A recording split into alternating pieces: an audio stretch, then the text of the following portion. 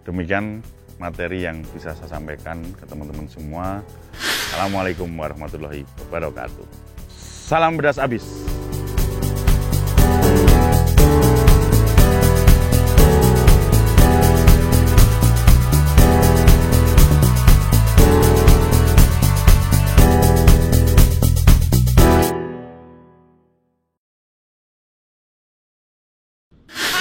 Ditinggal ki terus dur piye, aku kan yo ora iso to iki.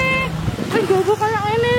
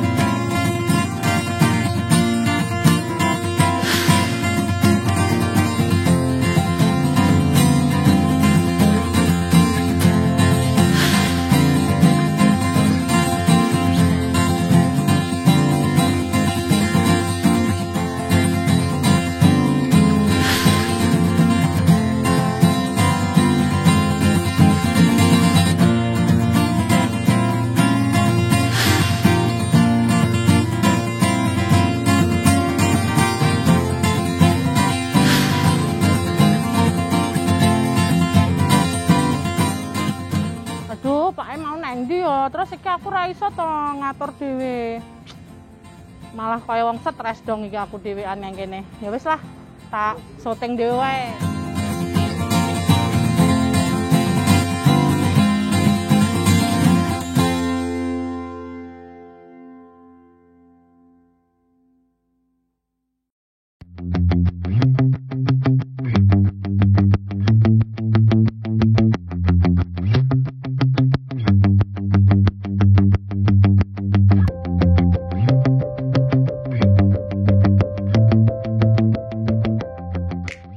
Assalamualaikum, selamat pagi rekan-rekan penebar pedas di Indonesia dan di Malaysia. Semoga rekan-rekan dalam kondisi sehat dan bahagia. Perkenalkan, saya Uum Umiasih dari area Semarang. Saya bekerja di warung SS sejak 2009, kurang lebih sampai saat ini sudah 13 tahun. Kali ini saya diberikan tugas untuk menyampaikan materi Jumat Semangat dengan tema tips mengatasi stres dan kebosanan di tempat kerja. Jenuh dan merasa bosan bisa hingga pada siapa saja saat berada di tempat kerja. Apakah rekan-rekan salah satunya? Seperti kita ketahui bersama, kantor dan warung SS ibaratnya menjadi rumah kedua bagi kita. Sebagian waktu kita habiskan untuk rutinitas pekerjaan. Meski sudah merasa nyaman dengan suasana kantor, warung, tapi tetap saja ada saatnya di mana kita bosan dan jenuh atau tidak betah lagi di tempat kerja. Ketika seseorang merasa tidak nyaman, muncul keinginan untuk resign demi mendapatkan suasana baru. Menurut saya, itu bukan pilihan yang tepat. Mengundurkan diri bukanlah satu-satunya jalan yang perlu diambil saat ketidaknyamanan bekerja itu muncul. Nah, kali ini saya akan berbagi tips mengatasi rasa bosan dan stres di tempat kerja. Cekidot. 1. Memiliki waktu untuk diri sendiri. Waktu untuk diri sendiri alias me time sangat penting, terutama bagi kita yang disibukkan dengan berbagai rutinitas sehari-hari di tempat kerja.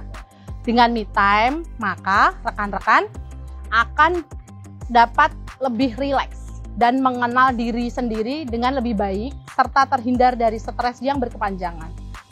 Tak ada salahnya untuk sesekali menghabiskan waktu senggang sendirian sehingga rekan-rekan merasa segar dan siap berbaur kembali dengan rutinitas pekerjaan di warung maupun di kantor.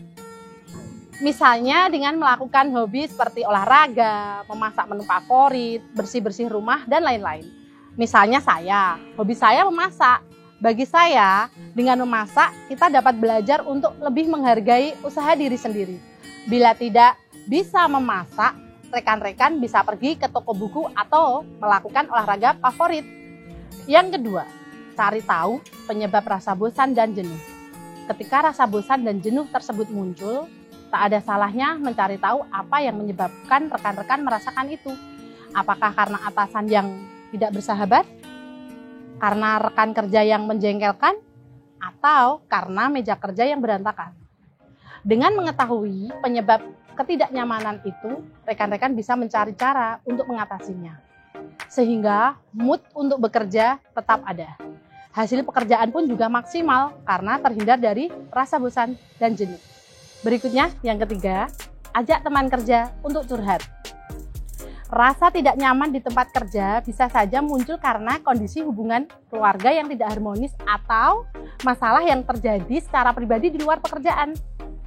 Apapun yang membuat rekan-rekan menjadi bosan dan jenuh tersebut, cobalah cari teman untuk bertukar pikiran. Jika ada rekan kerja yang dipercaya dan rekan-rekan nyaman dengannya, mintalah untuk mendengar keluh kesah yang sedang rekan-rekan rasakan. Dengan bercerita kepada orang lain, keluh kesah yang ada di dalam hati pun bisa terlampiaskan dan membuat sedikit lebih lega. Apalagi kalau teman itu bisa memberikan solusi terbaik atas ketidaknyamanan yang sedang menimpa rekan-rekan. Apakah saya punya bestie di tempat kerja? Tentu saja saya punya. Ini dia.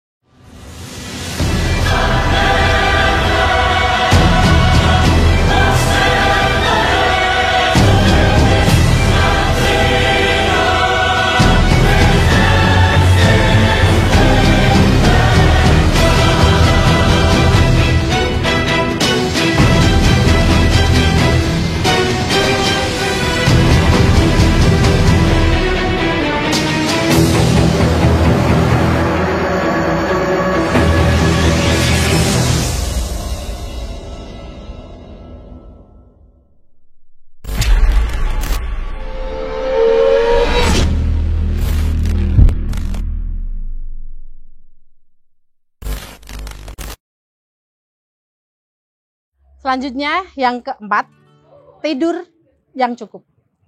Sadar atau tidak, rasa tidak nyaman juga bisa muncul akibat beban kerja yang ditanggung terlalu berat, sehingga rekan-rekan merasa lelah.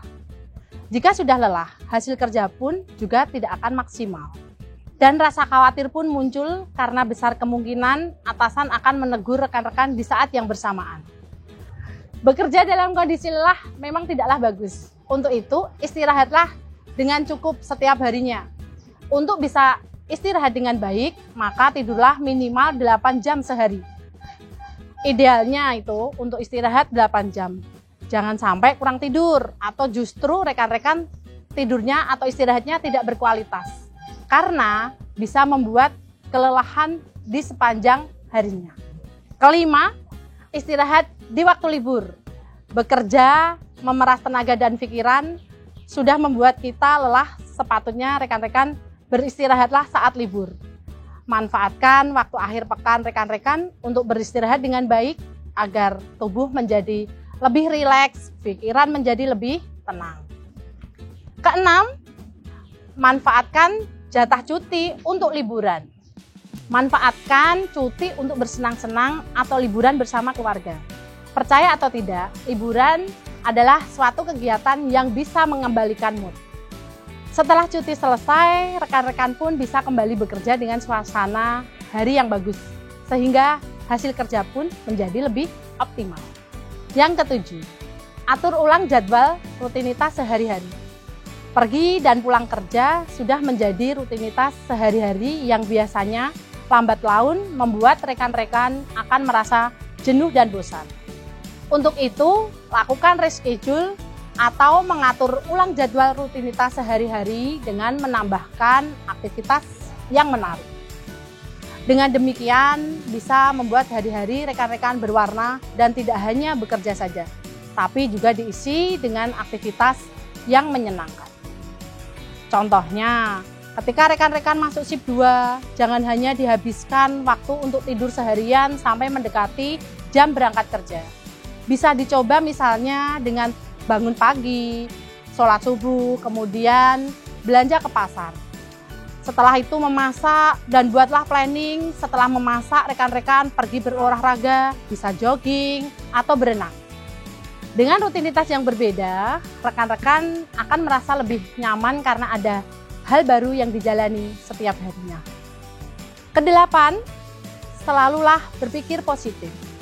Meski sudah tidak nyaman bekerja di kantor atau di warung, bukan berarti rekan-rekan harus mengajukan resign kepada atasan. Jangan terlalu cepat mengambil keputusan, apalagi kalau keputusan itu tidak dilandasi alasan dan pertimbangan yang matang. Rasa tidak nyaman bisa saja muncul karena rekan-rekan bosan dengan situasi kerja yang begitu-begitu saja. Tenang, rekan-rekan bisa mengubah situasi tersebut menjadi lebih nyaman dengan cara meminta rotasi plot kerja misalnya, atau saat ada perbantuan ke warung yang lain, rekan-rekan bisa mengusulkan, menawarkan diri untuk perbantuan tersebut. Yang terakhir, yang ke-9, ciptakan rasa nyaman di tempat kerja. Rasa bosan dan jenuh bisa dialami oleh siapa saja tanpa terkecuali. Tapi jangan biarkan rasa tidak nyaman itu membuat rekan-rekan merasa tertekan karena bisa mempengaruhi kinerja. Apapun yang dikerjakan tidak akan menuai hasil maksimal bila tidak disertai dengan rasa nyaman untuk mengerjakannya.